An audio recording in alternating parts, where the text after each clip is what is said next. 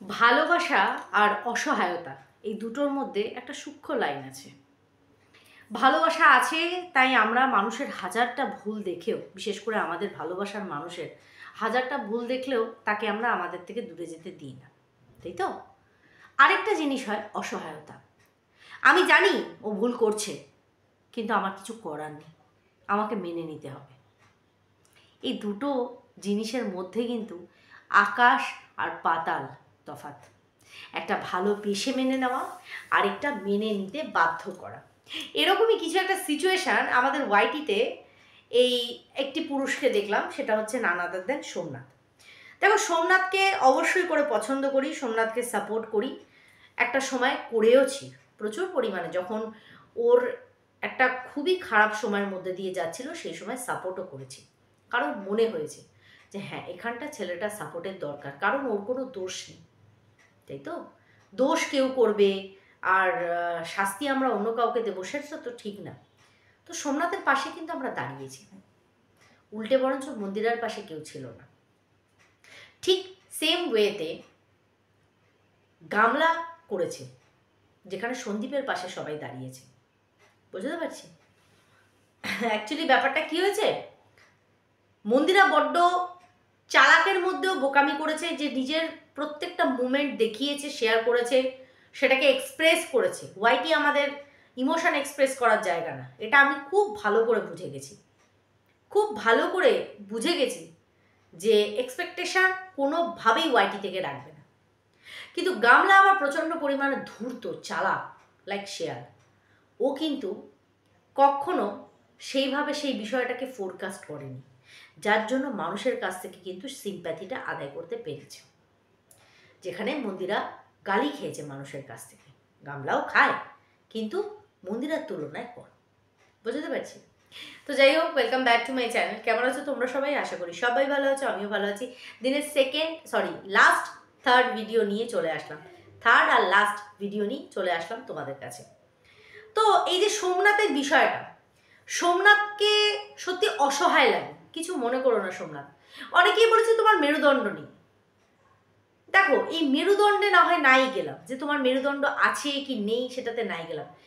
কেউ যদি ভুল করে না, তাকে আমরা একটা সুযোগ দিই, অবশ্যই সুযোগ দিই, কিন্তু তার ভুলের মাত্রাটা কতটা সেটা বিচার করে তাকে নিয়ে অন্তত গলা জড়াজড়ি করতে পারি না, যেটা তুমি বা মন্দিরা করেছো।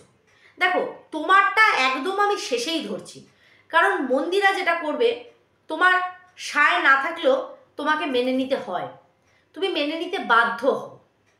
বুঝতে পারছি।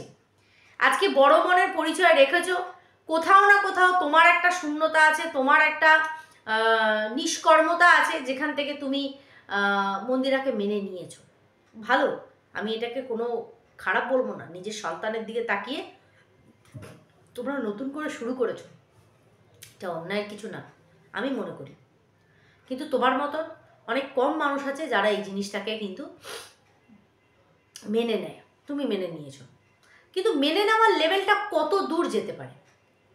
নিজের স্ত্রীর বিষয়টাকে একরকমভাবে দেখলাম, কিন্তু অপর একটা মহিলা, যে কিনা দিনের পর দিন তোমাদের প্রত্যেকটা পরিবারের সদস্যকে নাঙ্গা করেছে। না, দোষ এক হাতে তালি আমি কখনো বলছি না। তোমার করা একটা ভিডিও 35 মিনিটের, সেটার মানে যে রাগ, সে বহিঃপ্রকাশটা তোমার ফ্যামিলির প্রত্যেকটা মানুষকে কিন্তু ফেস করতে হয়েছে। তোমার মা ছাড়া পায়নি, তোমার বোন ছাড়া পায়নি। তোমার স্ত্রীর তো দোষ ছিল, কিন্তু তোমার মা, তোমার বোন, তাদের কি দোষ ছিল? ছিল না। কিন্তু তাদেরও কিন্তু গোটা সমাজের সামনে নাঙ্গা করা হয়েছে, তাদের চরিত্রের চচ্চড়ি করা হয়েছে। কিন্তু তুমি এতটাই ভালো সন্তান আর এতটাই ভালো দাদা যে তুমি সেটাকে চোখের অগোচর করে গেছো। কারণ কারণ তোমাকে মন্দিরার পদতলে থাকতে হবে, তুমি পারবে না সেখানে কিছু বলতে, তোমার ক্ষমতা নেই। এটা বাস্তব, এটা মেনে নিতে হবে। সোমনাথ, রাগ হবে বা খারাপ লাগবে জানি না আমি, বা আমাদের কথা তোমাদের ম্যাটার করে নাও করতে পারে, কারণ দালালের মতন বড় বড় মানুষরা তোমাদের সাথে ওঠা বসা করছে, তা আমাদের মতন তুচ্ছ মানুষের গুরুত্ব কেন থাকবে? সেটা আমরা আশাও করি না। তবুও আমরা এখানে যখন কাজ করতে এসেছি, সঠিকটা বলতে এসেছি, তা ভাই পরিষ্কার কথাটা পরিষ্কারভাবে বললে পরেই ভালো হয়। তাই আমার মনে হলো যে তোমাকে এই ছোট্ট 2-4টে কথা বলাই যেতে পারে, যে ছেলে নিজের স্ত্রীর নোংরামিটাকে মেনে নিয়ে আগে তাকে মানে নতুন করে মেনে নিয়েছে, পুনরায় সংসার করছে, যেমন উদার মনের একটা পরিচয় দিয়েছে, অথচ সেখানে দাঁড়িয়ে এমন একটা মানুষকে নিজের ঘরে ঢুকিয়ে তাকে আপ্যায়ন করে খাওয়াচ্ছে যে কিনা তোমার মা আর তোমার বোনের চরিত্র হনন করেছে। এখানে তুমি একদম ফেল হয়ে গেছো, কিন্তু কিছু করার নেই। এটা যার যার নেচার, যার যার রুচি, যার যার স্বভাব। তুমি তো আর সেটা আমাদের বদলাতে পারবে না। কিন্তু সবসময় মনে রাখবে যে আমরা অন্যায়কে একটা সুযোগ দিতেই পারি, কেউ ভুল করতেই পারে, দালালও করেছে, চলো মেনে নিলাম, কিন্তু ভুলটা কোন লেভেলে গিয়ে যে তাকে ঘরে বসিয়ে খাওয়াতে হচ্ছে। আর তোমার বিরক্ত লাগলেও তোমার কিচ্ছু করার নেই, তাই না? কিচ্ছু করার নেই। যাক, ভালো ভালো। এই নাকি তার ভিডিও দেখে তুমি ডিপ্রেস হয়ে পড়ছিলে, অবাকও লাগে। খুব ভালো কথা, এরকমই থেকো, উদারতার পরিচয় দাও। তোমার যে মেরুদণ্ডটা যতটুকু ছিল সেইটুকুও যে তোমার ভঙ্গুর, সেটারও পরিচয় তুমি প্রতি মুহূর্তে দিচ্ছ, ভালো লাগছে সেটা দেখে। যাক, আগামী দিনগুলো এইভাবেই কাটুক তোমাদের হাসি খুশি দিয়ে। এইখানেই এই টপিকটা আমি ছাড়ছি। এইবার আসি দালালের উদ্দেশ্যে। দালাল আজকে মুখ চোখ এমন করে বসেছে যে ও ভাবতেই পারছে না একটা কেস উঠে গেছে, ওকে শেষ করার জন্য সবাই লিখেছে। কথায় আছে, তোমাকে বধিবে যে গোকুলে বাড়িছে সে। আমরা কাউকে শেষ করার কেউ না, আমি তো নাই, তাহলে তো আমি অনেক কিছু করতে পারতাম, তাই না? আমি অনেক কিছু করতে পারতাম। ও যদি মনে করে যে কেস কামারি এইসব তুচ্ছ জিনিসগুলো কিচ্ছু না, সর্বপ্রথম কিন্তু থানায় গিয়ে জিডি করা এই করেছিল, শুরুয়াতটা ওই করেছিল। তাহলে আজকে কেন মনে হচ্ছে, কেন ছুটে গেছিল থানায়? ওর বরকে নিয়ে ভেঙচি কাটাতে, ওর বরের অ্যাড্রেস রিভিল হওয়াতে, তাও আবার কর্মক্ষেত্রে। হাস্যস্কর, হাসায়। ও যদি মনে করে যাদের এগেনস্টে ও যা অ্যালিগেশন দিয়েছে আর যে লেভেলে গিয়ে তাদেরকে অ্যাটাক করেছে, তারপরে আমি তাকে যেগুলো বলেছি সেইটা প্রভোকেশন, যে প্রভোকেশনের জন্য জয়কে আজকে ঢাল করে ও আমার সন্তানদের ক্ল্যারিফিকেশন দিতে বসেছে, অবশ্যই করে। আজকে এই কথাটা না বললে আমি আবার পুনরায় তুলতাম না, কারণ আমি মনে করি ওর অভিশাপের থেকেও হাজার হাজার মানুষের ভালোবাসা, আশীর্বাদ, প্লাস আমার ভগবানের আশীর্বাদ আমার সন্তানদের ওপর আছে। তাই ওর অভিশাপে কিছু এলো গেল আমার কিছু যায় আসে না। কিন্তু হ্যাঁ, মা তো প্রথমবারে আমি একটু কষ্টই পেয়েছিলাম, একটা ভয় আজও আমার কোথাও না কোথাও কাজ করে। আমি আজও রাস্তাঘাটে একটু কোথাও না কোথাও ভয় পাই। এটা হয়ে গেছে, হয়তো সারা জীবন আমার থেকে যাবে, সেটা আমি কোনোদিনও প্রকাশ করতে পারবো না। একটা মায়ের দিক থেকে আমি সেটাকে কোনোদিনও সেইভাবে প্রকাশ করতে পারবো না যে আমি কোন জায়গা থেকে ভয়টা পাই। যাক, সেটা তো আলাদা বিষয়।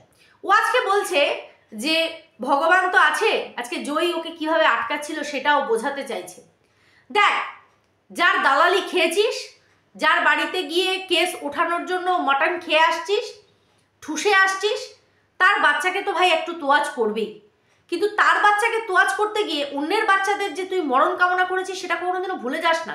এই যে ভগবানের দোহাই দিয়ে তুই বলিস না যে ভগবান বিচার করবে, আমি কেন ভাবতে যাব? তুই কেন ভাবতে যাবি? কারণ তুই তো কাজ করে দিয়েছিস। কি বলছিস? প্রভোকেশন।